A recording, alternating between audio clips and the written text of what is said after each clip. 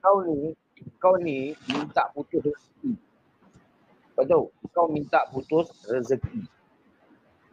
Jadi kawan yang nak tolong semua sekarang dah gustad.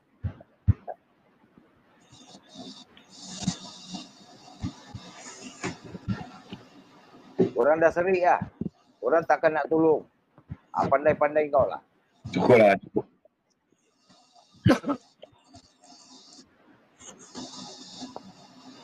Kita tak tahu siapa yang usik dia, siapa yang... Sebab kita tak masuk, kita tak tengok dah YouTube dia. Itulah gua cakap. Kalau sekiranya kan gua jumpa dia kan kat mana-mana, Singapura ke, kat JB ke, kat KL kan. Dia jatuh longkang. Gua bukan tolong angkat tau, gua pijak-pijak lagi ya.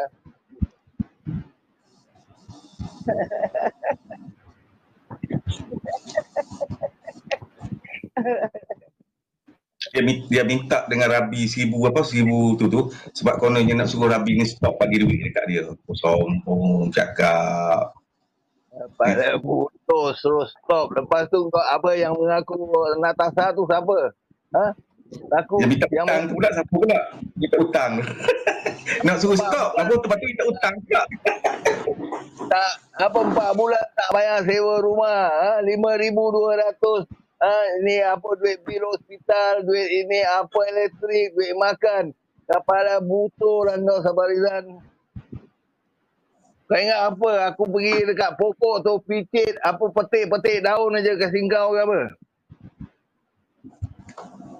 Dia tak sebut pinjam tu. Dia guna ayat berarti betul-betul. Dia sebut